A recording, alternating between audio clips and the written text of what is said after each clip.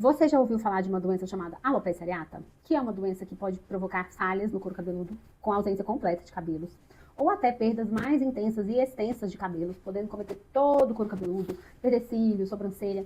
E é uma doença que causa muita ansiedade, muito desespero nas pessoas. Então, agora no mês de setembro, a gente tira um tempo para falar um pouco mais sobre essa doença, que é uma doença que gera muita ansiedade e também piora com a ansiedade. Pode acontecer desde crianças pequenas até idosos. Ela sempre vem com uma carga grande de preocupação.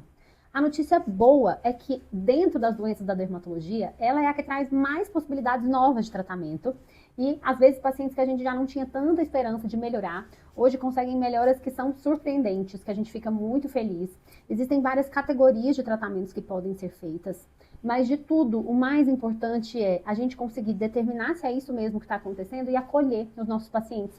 Porque a gente sabe que a perda de cabelo ela pode gerar grande sofrimento não só para o indivíduo, mas para a família. A gente percebe muito isso com os pais, com crianças pequenas, que passam por muito sofrimento, estigma, chama atenção. Tem muitas pessoas que contam pra gente que foram questionadas se estão tratando câncer ou algo assim.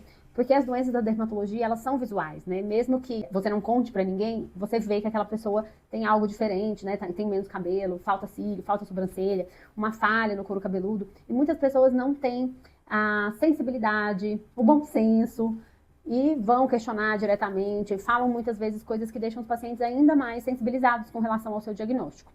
Então, a maior parte dos nossos pacientes usam prótese, não ficam à vontade ou confortáveis em sair de casa expondo a sua falta de cabelo.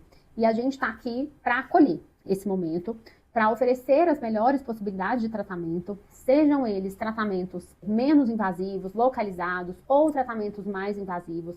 Hoje a gente tem possibilidades, né, que são os tratamentos inibidores da JAK ou pequenas moléculas, que trazem boa eficácia, às vezes uma repilação completa de pacientes que já há anos não tinham nenhum cabelo, ou uma repilação que a gente chama de cosmeticamente aceitável, que aquilo deixa de ser uma questão para o paciente, ele deixa de precisar ficar escondendo o couro cabeludo, ou fazendo maquiagem na sobrancelha, nos cílios, coisas que chamam muita atenção e geram muito sofrimento para os pacientes, com um grau de segurança muito legal.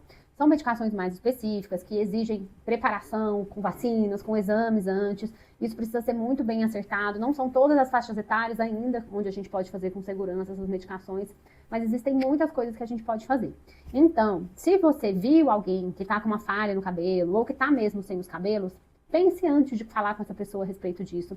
Talvez ela não se sinta à vontade, talvez ela esteja constrangida, e quando você toca nesse assunto, você pode estar gerando um sofrimento para essa pessoa. Então, coloque-se no lugar dela. Ela pode estar enfrentando um grande sofrimento por essa questão, e se você aborda da forma equivocada, isso vai aumentar o sofrimento dela.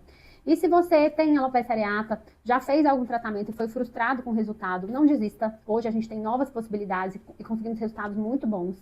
E se você tem suspeita de que talvez você, o seu filho, alguém da sua família tenha alopecia areata, procure um dermatologista para avaliar, fazer uma dermatoscopia e dar seguimento nesse tratamento, porque tem sim o que ser feito.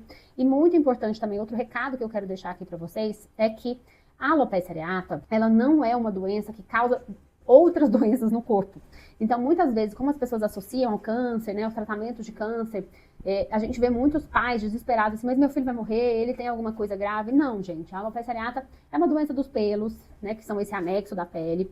Ela pode sim provocar uma perda parcial ou total dos pelos, que a gente considera que é reversível na maior parte dos casos, na grande maior parte dos casos, mas é uma doença que ela tem mais impacto cosmético. Não é só cabelo, né? Não adianta a gente dizer como se fosse uma besteira, não vai morrer disso, não vai ter prejuízo na inteligência, no crescimento, não vai.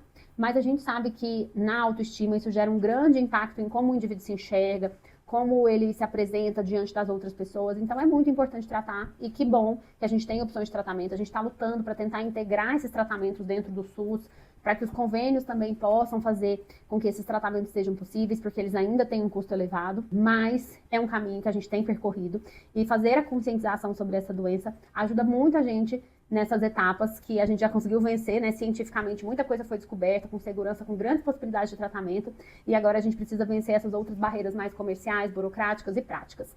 E é muito importante a gente conscientizar a respeito dela, e por isso eu gravei essa série de vídeos a respeito da alopecia areata, e se a gente conseguir distribuir esse conteúdo para falar mais sobre essa doença, seria muito bom. Conto com vocês, um grande beijo, e toda a minha solidariedade, cuidado e atenção aos meus pacientes que têm alopecia areata, conte conosco. Nós estamos em constante evolução e temos muitas coisas boas para oferecer para vocês, sempre com segurança, atenção e cuidado. Um grande beijo.